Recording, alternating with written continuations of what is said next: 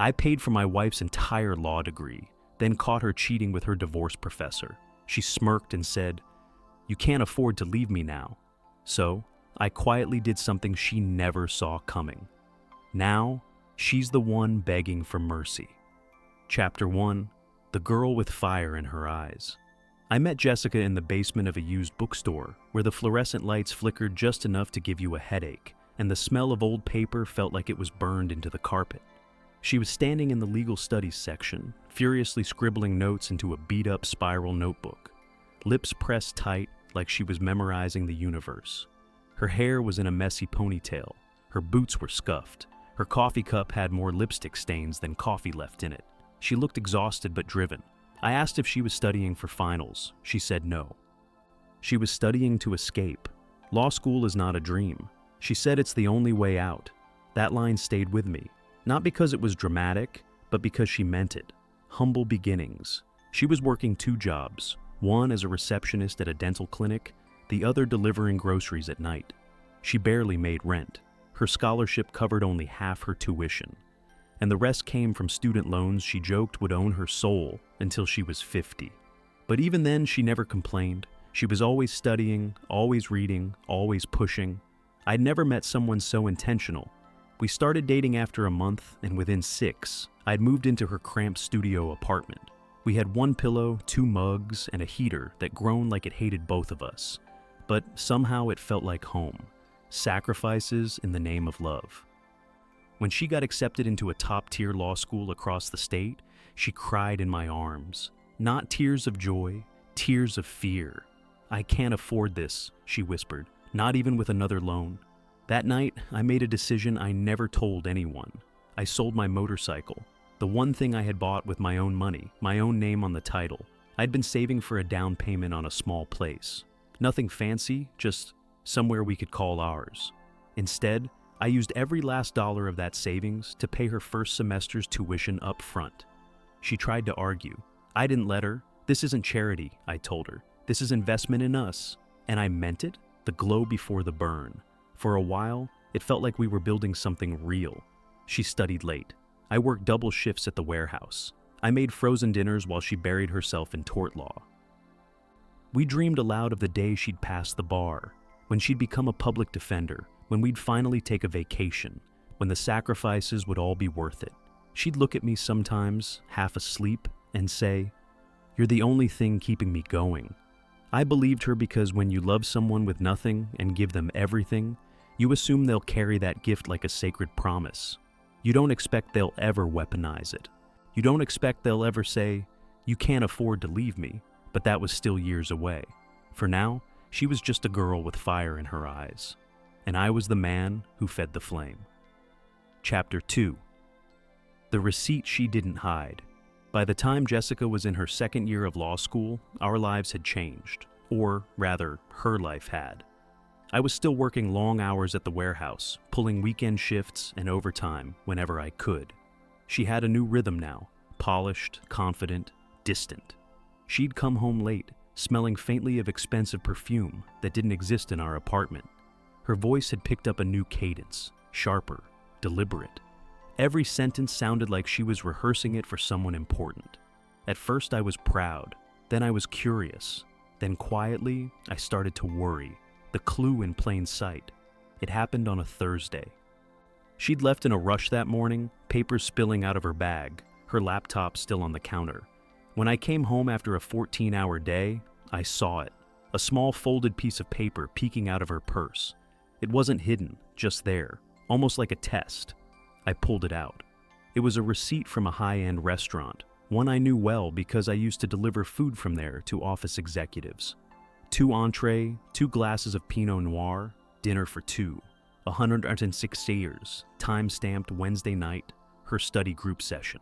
But what stopped me wasn't the amount. It was the signature at the bottom. In sleek cursive, it read, J. Delgado, the professor. That name rang a bell. I remembered hearing it once before in passing.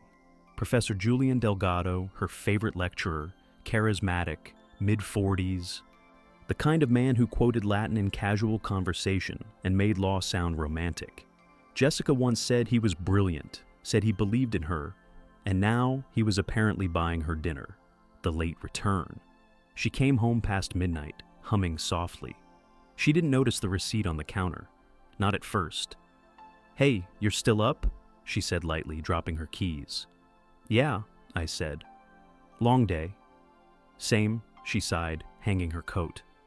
"I'm dead." She went to the fridge. I waited.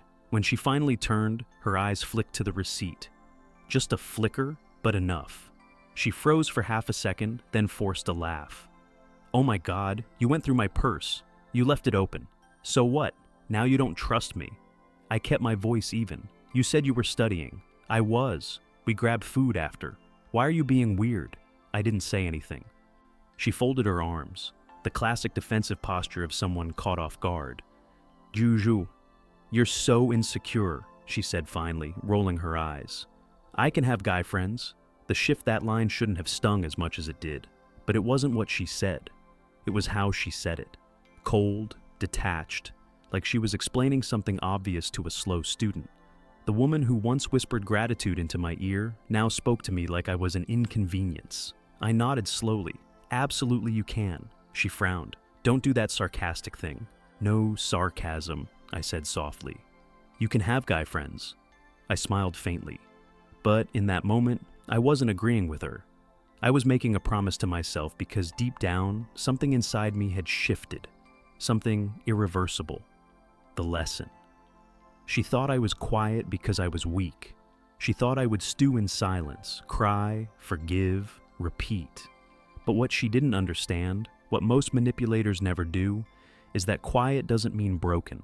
Sometimes it means recording, learning, waiting, and when the time comes, the silence they ignored becomes the voice they can't escape. Chapter 3. The Paper Trail. I didn't confront her again. Not about the receipt. Not about Professor Delgado.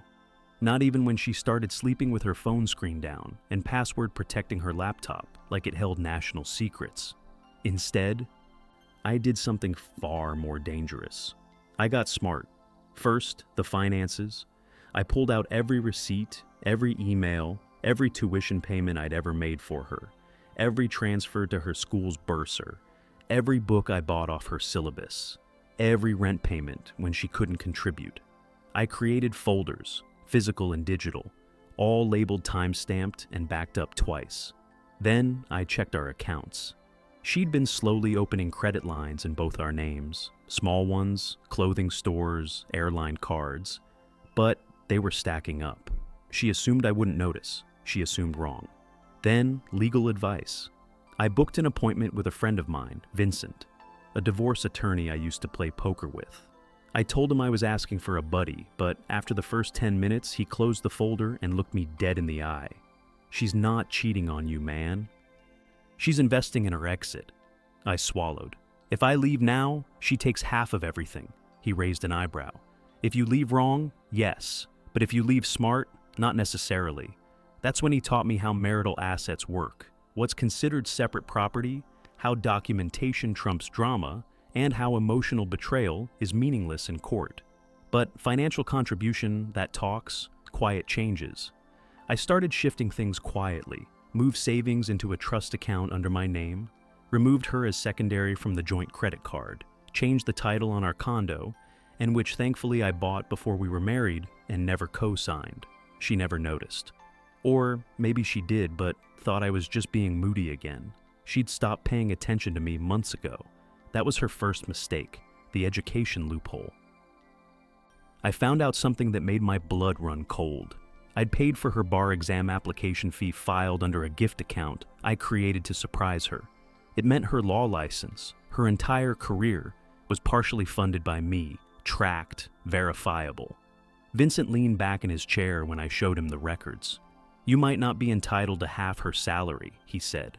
"But if she tries to take yours, this is your shield." She was building a life. So was I, just not with her.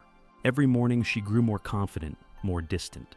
She had a new wardrobe, new friends, new energy. She was glowing, not with love, but anticipation. Like someone who knew she had options. But what she didn't know was I had options too. And I wasn't going to scream or beg or rage. I was going to let her play her game while I built the ending, one document at a time. Chapter 4: The Final Exam. Jessica thought she was the one setting the terms. Every glance, every late return, every dismissive, "You're overreacting." It all dripped with quiet condescension, like she was managing me, like I was a temp job she no longer needed but didn't want to fire just yet. Until the day she tried to end it, the initiation. She came home early from class. I was on the couch half asleep after a night shift. She didn't sit, didn't ask how I was. Just stood there holding her bag like a weapon. "We need to talk." I sat up. "Okay, I think we should take a break. I need space. This isn't working anymore." She said it like it was a memo, like she'd already practiced the phrasing in a mirror. I didn't argue, didn't plead, didn't ask. Why? I simply said, "That makes sense." She blinked, caught off guard. "You're not upset," I shrugged. "You're right. This hasn't been working. I think we both knew." She looked confused, maybe a little annoyed. She'd expected resistance, a fight, maybe even a breakdown. But what she got was indifference, and that was scarier. The folder. 2 days later, she served me papers. She wanted half the apartment's value, half the car, my car, reimbursement for emotional labor and career sacrifices she claimed to have made. She assumed I'd fold. But when we sat in mediation, I pulled out my folder. Every tuition payment, every shared bill, every digital receipt that proved I'd kept us afloat while she chased her dreams. Then I added the kicker. This, I said, sliding forward the bar exam receipt, was filed under my legal account. I paid for her credentials. Her attorney paused, raised an eyebrow. "Is this substantiated, stamped, and notarized?" Jessica's lips parted, not in protest, but in realization. This wasn't a breakup. This was an audit. Reality bites. She backed off her demands within a week. Her lawyer likely told her what mine had made clear. She was never going to win, not in court, not in the public eye, not even in silence. She left the apartment quietly, one suitcase at a time. No final speech, no closure, just a note left on the kitchen table. "I guess I underestimated you." I didn't reply because she was right. The true exam Jessica passed every academic exam law school threw at her. But the one she failed was the one that mattered. Integrity, trust, human decency. She built her entire identity on being sharp, driven, untouchable. But in the end, her undoing wasn't sabotage or cruelty. It was her own arrogance. Final chapter 5. The legacy she can't erase. 6 months passed. The apartment was quieter, cleaner, lighter. No more passive-aggressive post-its on the fridge. No more cold shoulders over microwave dinners. No more pretending, just me and a piece I didn't know I'd been missing. Healing comes softly. I picked up photography again. Started a side business doing portraits and weddings. Clients came, word spread. It wasn't law school money, but it was mine. And with every shutter click, I found pieces of myself I'd lost, trying to prove I was enough for someone who never saw me clearly. I didn't stalk her social media, didn't ask mutual friends, didn't care where she landed until she walked into my studio as a client. The face behind the smile. She was engaged, not to Delgado, but someone else, a tech consultant. She didn't recognize my studio name until she stepped in. And when she did, her jaw tightened. "You're running this place?" "Yeah," I said calmly. "Built it from scratch." She looked around at the photo canvases, the calming colors, the framed local business of the month plaque, and I watched her pride deflate one quiet second at a time. Her request, "It's just a small shoot," she mumbled. "Engagement photos. I told him I knew a guy. I didn't realize." She trailed off, waiting for me to say I couldn't do it, waiting for me to give her a reason to feel rejected. But I didn't. "I'm booked solid," I said gently. "But I'll refer you to someone good." I handed her a card. A friend's studio across town. She took it, and then she did something I never expected. She looked down and whispered, "You were always the better person. Consequence without cruelty." I didn't smile, didn't say I know. Didn't say you don't deserve him, or he'll find out eventually. I just nodded and walked her out because this wasn't about revenge anymore. That part was done in silence, in strategy, in dignity. This was about freedom, the full circle. Later that week, I posted a photo on Instagram, a candid of a bride laughing with her dad, snapped just before she walked down the aisle. The caption said, "Some people spend years trying to rewrite their legacy. Others just choose to live better ones. Know the difference." She liked the post, didn't comment, didn't message, but I know she understood it because no matter what new life she paints for herself, she'll always know the truth of what she lost. And that's the legacy she can't erase. Was this justice delivered, or should the storm have gone deeper? Drop your verdict below. I see every comment. Like if you believe silence can be power, and share this tale with someone who's been wronged. Subscribe to Walter's story, where betrayal meets reckoning, and every quiet soul gets their roar. Masks always slip, secrets always surface, and revenge always has its hour. Stay sharp, stay unbroken, stay tuned.